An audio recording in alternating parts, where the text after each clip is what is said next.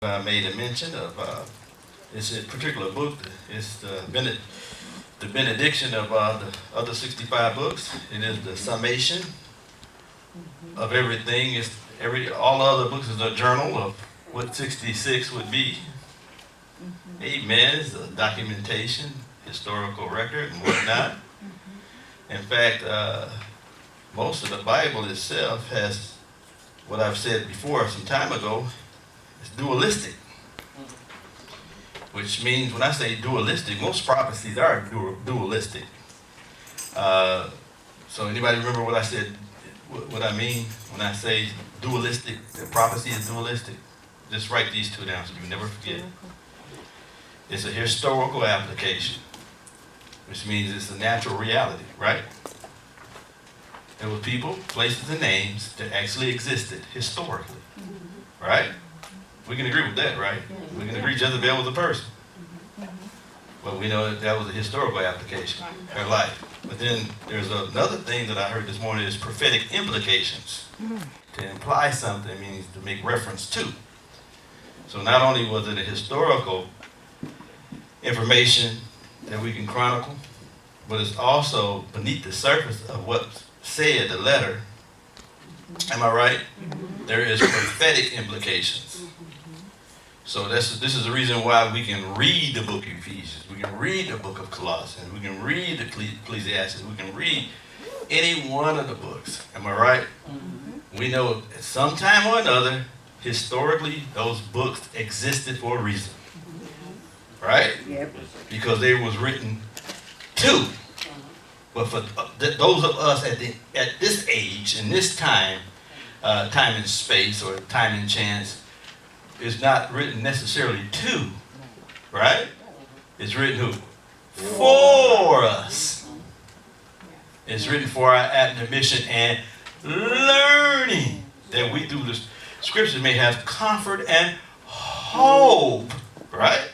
So it really wasn't addressed to America. Come on. Amen. But there are prophetic implications that somehow God can make contact with people like us on another part of the hemisphere. I thank God for his reach. Amen. And man, you know how many know God got to reach out of this world? Yeah. So he reached us, or reached out towards us prophetically. And this is why we can go to the book of Revelation and not allow anybody to take the spirit out of it. Amen. Because once the spirit leaves it, it becomes fossilized, callous, cold. No significance, no meaning. Am I right? No meaning. And therefore, just as any other book has a meaning, that means the book of Revelation has to have a meaning. We just can't put it by itself and say, well, we just don't want to worry about that because the other 65 was important and you're not important. Because it all hints at or implies the other 65 books. Amen? Well, it's what I call a grand tapestry of all the other 65 books. It's not the end of his story. It's the beginning of his story within the people. Amen? You see it right now, the apocalypse within the people in the candlesticks. Hanging out with us. And so we stopped over in Revelation 2, 28 to 29, found out there's some works that need to be kept to the end. It's not what I'm doing. It's not what you're doing. It doesn't matter. Am I right? We need to get on his page. His page, he has a work for us.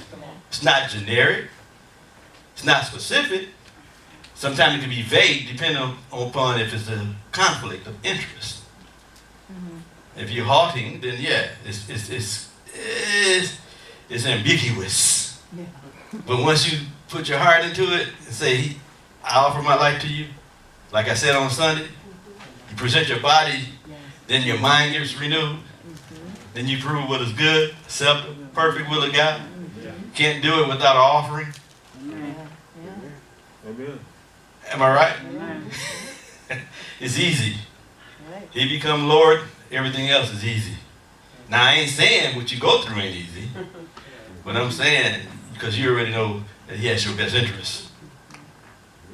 Yeah, and that's what the book of Revelation, the apocalypse, is all about, bringing the people to a certain manifestation. Not necessarily a cessation of history as we know it, but a redefining of history. This history that has prophetic implications. Not just for the people that are being necessarily transformed through it, but because God has humanity on his heart as well. That's why you see nations in it. That's why you see a city established. Am I right? 21, it has a city, and said all the nations should go and bring their glory into it.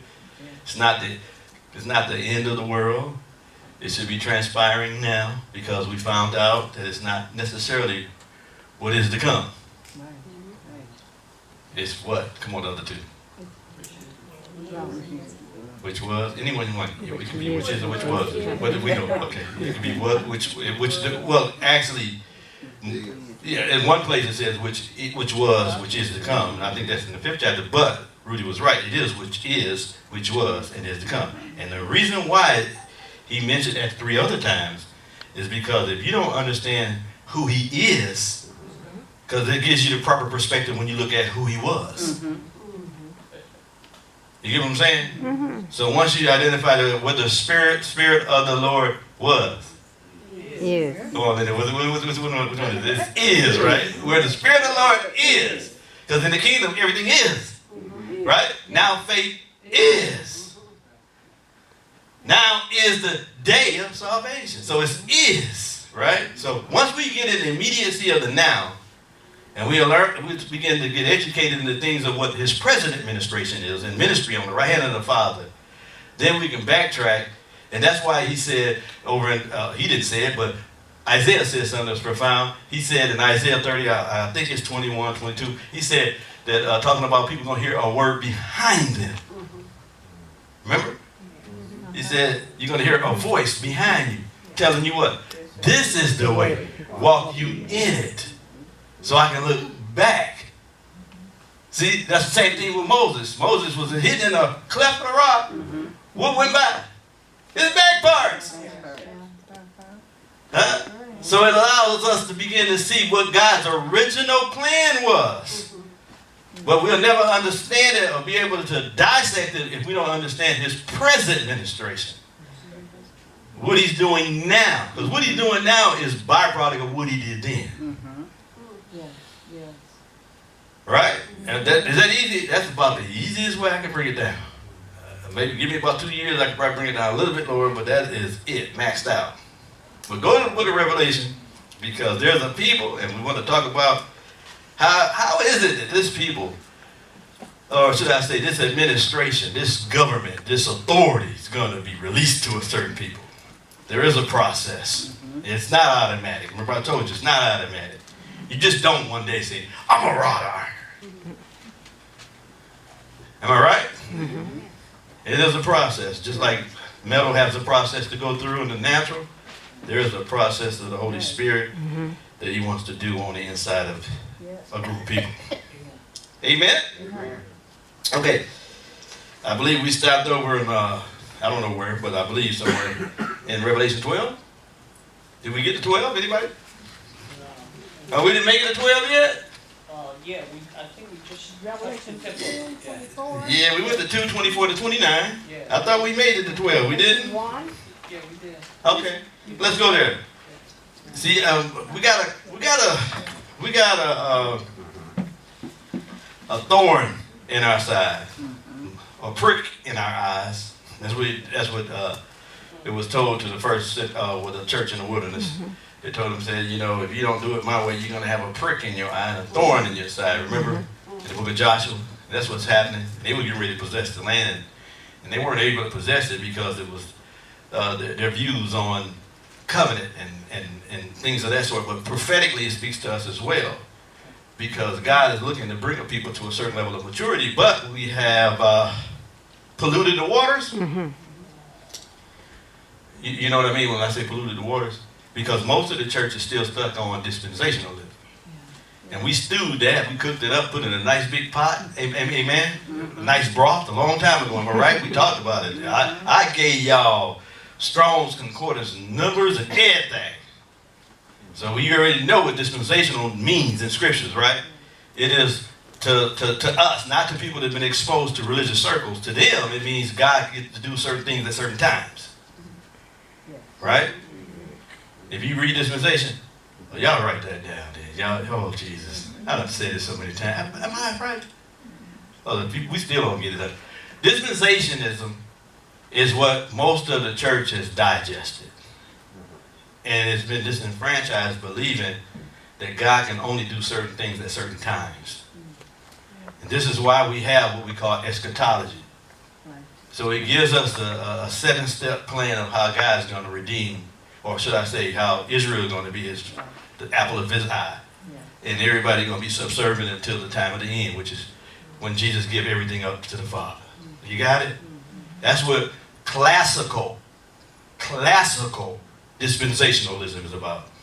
I have to lay this drop. I mean, because I do it, if I go straight to Revelation 12, which I would love to, but I got to pretend that most of us don't really get it yet. So there's classical dispensationalism. And that's what they do. They believe it's a certain time element that God has upon his heart from the foundations that he's going to partition out certain things to a certain people. So there's always another time and another people. And another time and the people is natural Israel. So it leans towards natural Israel. That's classical dispensationalism. So most of us have been exposed to it on one level or not, or something. But if you've been here 10 years, a decade or so, you already know that's something. Smoke, right? Burn, baby, burn. The roof is on fire. We already know it. Am I right? Let it burn. Let the sucker burn. You already know it, right? You already know we have filet mignon, sacred cows, and all that stuff. So, but that's what it means. If you look it up, that's what it means. It's a certain time slot. But if we had to spend time and not believe in everything what the preachers told us, thank God for www. Wide World Web? Yeah. The internet. So thank God for the internet. Now you can't just get up and say, espouse